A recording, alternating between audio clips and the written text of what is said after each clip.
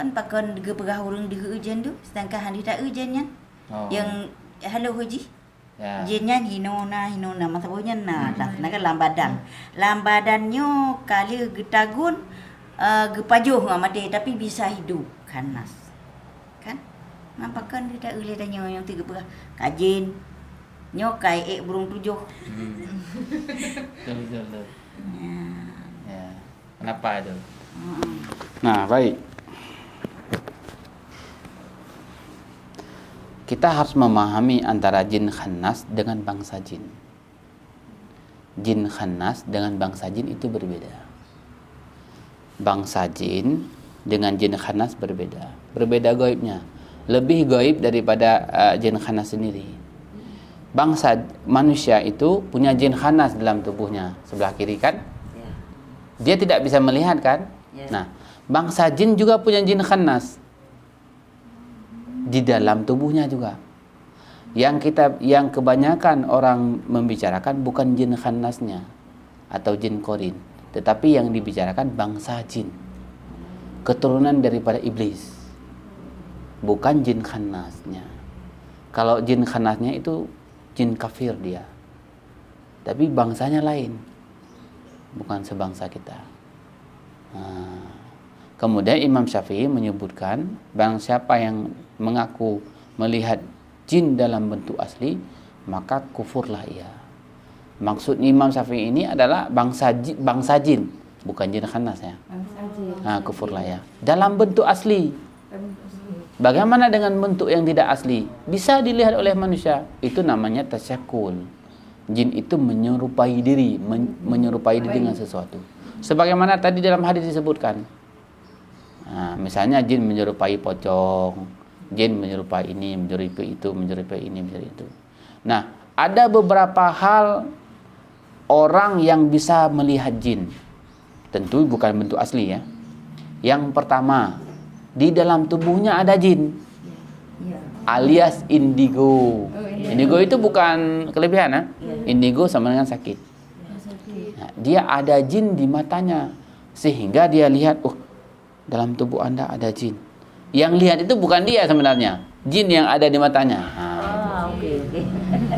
Cuma dikarenakan jin itu ada dalam tubuh dia, dia pun jadi bisa ikut lihat. Itu satu. Yang kedua, dia kok bisa lihat jin? Karena dia bersekutu dengan jin. Dia udah jadi dukun, menyembah setan. Bahasa Acehnya 80% tika setan lah dulu. Tinggal 20%. Nah, memang dia udah jadi dukun beneran. Gitu menurutnya. Maka dia udah 80% udah setan gitu. Maka dia wajar dong bisa lihat kawannya. Karena dia udah banyak jin yang dia pelihara. Udah sembah setan, sembah iblis. Enggak agama lagi dia, enggak ada agama lagi. Maka dia bisa melihat jin. Nah, orang ketiga bisa melihat jin itu ketika jin itu tasyakul. Jin sengaja menampakkan dirinya. Untuk apa? Untuk nakut-nakuti. Tiba-tiba terbang hantu putih. Untuk nakuti aja. Biar kita itu takut, nggak takut keluar malam, gini begitu. Suka jin tuh ganggu kita. Ada satu lagi kita bisa melihat jin. Orang tersebut mungkin Allah beri kelebihan pada dirinya. Bisa melihat perkara yang gaib. Biasa itu orang-orang yang soleh. Orang-orang yang soleh yang bisa melihat. Nah, seperti itu. Bisa melihat. Itu pun bukan jin bentuk asli. Bisa tuh dilihat. Tiganya ada rumah yang jin mana? Ya kalau dia orang soleh ya tidak, biasa aja. Di sini itu mungkin ada. Semuanya. Gimana? Gimana? Dia anak-anak bisa lihat kayak gitu. Cara bunyi. Gimana? Dia itu anak-anak, tapi bisa lihat gitu, misalnya bisa lihat jin. Dan anak itu bukan anak yang masih bayi. Nah, umur misalnya 5 tahun, 6 tahun udah bisa bicara seperti kita lah, sewajarnya. Ada yang bilang, ini kakak ini nggak bakalan kayak dia bukan ngeramal ya, tapi dia macam kayak tahu aja. Kakak ini nggak bakalan dapat jodoh, gitu. mau sampai kapanpun nggak dapat jodoh kecuali kakak gini-gini gitu. Tapi dia masih anak-anak, si TK lah kita bilang. Itu kenapa? Itu kenapa? Apa memang ada kelebihan dia atau yang seperti Ustaz bilang? Nah, Ada berteman dengan jin. dia itu apa nama? Indigo namanya. Indigo. Ada jin dalam tubuhnya. Bawaan dari lahirnya yang kemungkinan ibunya juga ada gangguan. Ketika ibunya ada gangguan, nih, dia ada gangguan jin nih. Ada kena santet nih ibunya. Waktu kena santet itu mengandung dia. Ketika lahir anak itu juga turun itu. Maka seolah-olah dia memiliki kelebihan, padahal bukan kelebihan. Nah, bukan karamah itu, kok karamah nggak ada ibadah, nggak karamah apa. Nah, cobalah ruqyah ibunya, cobalah ruqyah anaknya, akan ketahuan tuh. Akan ketahuan tuh itu jin apakah kelebihan, akan ketahuan tuh. Nah, ya kan? Dalam tubuh kita ini semua ada itu kan. Dah, itu tadi itu jin khanas. Qarin Bu. Kita nggak cerita jin khana nih, ini bangsa jin. Bangsa jin. Jin khana itu nggak usah kita pikirkan. Itu memang urusan Allah. Nah, kita nggak bisa menjangkau ke situ. Qarin, jin khana nggak bisa menjangkau. Nabi saja punya qarin. Nah, hanya saja sudah diislamkan. Itu urusan lain. Ini urusan bangsa jin nih. Keturunan-keturunan iblis, keturunan-keturunan yang lain gitu. Nah, ini dia. Gitu ya. Saran saya coba diruqyah dulu anak tersebut. Jangan menggaduhkan, jangan nanti jadi tukang ramal. Iya, soalnya takut orang-orang kan? pernah jumpa kita kan dia langsung ngomong, "Kak ini gini ya, ini gitu." Jadi kita risih. Iya. Jadi kita tersugesti jadinya. Tersugesti.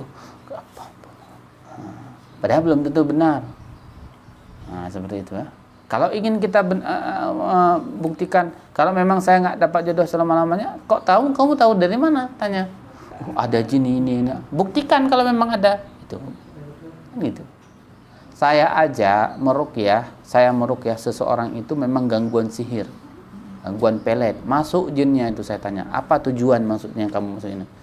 Dia sudah menolak si fulan bin fulan. Dia sekarang aku buat supaya sampai jangan nikah dia. Dia bilang seperti itu. Tahu-taunya saya ruqyah beberapa kali, jinnya masih ada dalam tubuh tuh. Nikah tuh. Habis nikah tuh masih juga dia sakit. Mana buktinya dia bisa bisa menghalau takdir Allah? Mana bisa? Nggak bisa ya. Masalahnya kita yakin atau tidak yakin. Jin itu tidak bisa menghalau takdir Allah. Tapi menceraikan bisa. Yufarriquna bihi bainal mar'i wa zawji. Dengan sihir itu dapat memisahkan suami dan istrinya. Jadi dia menceraikan. Maksudnya menceraikan, kalau suami nggak ceraikan sama aja. Cuma dia membuat kita tuh marah, membuat. Jin itu hanya bisa membuat, setan itu hanya bisa buat, sihir itu hanya pelet itu hanya bisa buat supaya kita tuh nggak suka ke laki-laki, gitu aja. Tapi dia nggak bisa menghalangi jodoh, nggak bisa. Ketentuan Allah dia nggak bisa. Cuma dia buat supaya kita nggak suka kepada laki-laki. Tinggal kita memperlambat saja dia bisa. Jin itu juga menggoda kan? Menggoda. Itu tugasnya. Nah, tugasnya gitu kan. Jadi intinya kita zikir pagi petang, mohon perlindungan kepada Allah, udah. Jadi tidak akan berpengaruh apapun sihir jin mau kayak manapun, mau jin itu udah ada dalam tubuh kita ya. Illa biiznillah, kecuali dengan izin Allah. Ada juga orang yang ada izin dalam tubuhnya, nggak pengaruh sama dia tuh. Enggak, saya nggak peduli sama kamu nih itu. Nggak bisa buat dia sakit, nggak bisa dia lemah jinnya. Tapi nggak bisa keluar. Saya ada jumpain itu. Nah, Ustaz, dia ibu hamil. Terus? Dia ibu hamil udah 7 bulan. Cuman dia tuh setelah nikah. Sebelum nikah dia nggak apa-apa, tapi setelah nikah dia sakit-sakitan, yang kesurupan, segala macam. Setelah itu dia pergi mungkin ke satu tempat, dikasih lah kayak tangkal kayak gitu kan. Diikat di perutnya, jimat. Tali ya, tali. 3 warna, kuning, merah, putih ya kan? Itu saya nggak lihat, tapi di kakinya dipasang, di kaki, tangan dan di perutnya. Jadi setelah 7 bulan kemarin kan perut ini membesar, kemudian dia normal, hamil normal. Digunting lah tali itu, tiba-tiba dia kesurupan lagi. Enggak suruh lagi. Ah. Matikan dulu. Ya, jadi gimana? Nah, dia kesurupan lagi. Mm. Jadi Marah lah jin yang jaga tuh. datang dia pergi lagi tempat atu-atu itu, dipasang lagi tali itu. Udah sehat lagi dia. Aman lagi. Setelah putus tali itu dia sakit-sakitan ya. Ya memang nggak sama sekali lemas, nggak makan, nggak apa gitu. Asli nggak bergerak. Padahal dia 7 bulan, udah 7 bulan. Itu gimana itu Ustaz? Ya, itu kan sebenarnya udah kesalahan dia mendatangi orang yang memiliki ilmu jin, perlindungan dan segala macam. Sebenarnya untuk melindungi dirinya daripada jin nggak perlu dia harus pakai jimat. Nah, nggak perlu. Dia pakai zikir aja udah bisa. A'udzu bikalimatillahi tammati min syarri ma khalaq 3 kali. Bismillahilladzi la yadurru ma'asmihi syai'un fil ardi wala fis sama' wa huwas samiul alim 3 kali. Baca ketika paginya la ilaha illallah wahdahu la syarikalah sampai selesai 100 kali. Subhanallah bihamdihi 100 kali. Istighfar 100 kali. Kemudian dia perbanyak membaca misalnya ayat kursi, perbanyak dia baca qul huwallahu ahad, qul a'udzu birabbil falaq, qul a'udzu birabbin nas. Dia banyak membaca itu saja insyaallah sudah aman. Kemudian kalau ada air zam-zam dia bacakan kepada zam dia minum. Insyaallah terselamatkan. Tapi dia semacam udah ya, percaya gitu. Iya, betul. Nah, sudah kalau dibilang pun enggak, lebih kurang kalau ada jimat ini lebih kurang gitu dia bilang. Ya, ya dikarenakan dia merasa ketika dia datang ke dukun dengan ikatan jimat itu memang dia sembuh. rasa nyaman. Sebenarnya bukan hitungan sembuh enak badan atau tidak, tetapi hitungan benar atau tidak yang kita lakukan. Kayak kita bukan toh aku dapat uang kok di sini. Iya dapat uang, tapi kamu untuk mendapatkan uang kan nipu orang. Tapi Gitu. kan di dalamnya ayat Quran. Iya, ada Di yang dalamnya ayat Quran. Hmm. Tegahnya tinjak isi, tinjaknya ayat Quran. iya itu Ya, gimana tuh Ustaz? ayat Quran. Lian Ada. dibaca ayat Qurannya, diurnya gepur badannya, malingnya gebawa dulu yang Itu ya. gimana tuh Iya. Ustaz? Ya. Waktu ke WC buka gitu. Ya. Buka lah ayat Quran, memang ayat Quran. Yang dukun-dukun malim, hati dukun ti. Kembali. Coba Ustaz. Iya. Kita memang sering lunjak bapak dukun. Ya. Siaran juga dia. Sering nah lunjak bapak dukun dan Ya. pernah lunjak Ya. Pak. Ini Bu yang beliau sampaikan ini beliau datang ke dukun ceritanya nih. Datang ke dukun. Yang ceritanya ini beliau datang ke dukun. Sebenarnya kalau menurut saya yang tadi ini itu jin itu bukan dipindahkan, tetapi dia terkekang dengan jimat itu. Kalau jimat itu nggak ada, jinnya bangun lagi gitu. Jinnya bukan dikeluarkan dalam tubuh. Harusnya kita mengeluarkan jin itu. Harusnya. Bukan kita bahasa Acehnya Pendam di dalam. pedetap. Bukan. Berdetap. Ngapain kita harusnya ular itu bukan kita kurung dalam kamar kita, tapi kita keluarkan dari rumah kita. Masa ular kita kurung dalam kamar? Nanti sesekali buka anak kita buka atau misalnya masuk dari lain kan gigit kita juga. Nah, gitu maksudnya. Harusnya kita keluarkan. Dengan cara seperti itu sebenarnya salah memakai jimat untuk supaya tidak diganggu jin lagi. Kita bisa nggak pastikan jin itu ketika kita pakai jimat jin itu memang betul-betul pergi atau jin itu udah ada dalam tubuh kita. Nah, dan jimat yang kita pakai ini jimat ada khilafiyah dalam agama Islam ataukah memang jimat najis dari dukun-dukun santet sihir? Ya. Jimat ini yang buat ulama kah atau ulama setan? Oh. Kan ini pertanyaan dulu. Jadi kita harus memilih dulu ya. Ini. Yang kita datangi ini siapa dulu nih? Memang kita datangi memang dukun dia, memang pelihara setan. Mandi pun enggak. Misal sholat apalagi. Nah, misal kan jelas kita tahu kalau dia itu dukun. Ngapain kita minta jimat sama dia? Ngapain kita minta perlindungan kepada dia?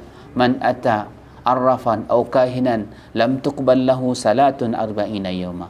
Dia hadis yang lain salatun arba'ina lillah. Barang siapa mendatangi tukang ramal, tukang tengok dan dukun, tidak diterima sholatnya 40 hari dan 40 malam. Ngapain coba? Ya kan? Itu masalahnya tuh. Betul ya? Paham insyaallah? Seru nggak nih kajian kayak gini? Seru, nggak ngantuk. Cuma kopi nggak ada. Air putih masih. Kan jin minum kopi. Oh, iya, iya, iya.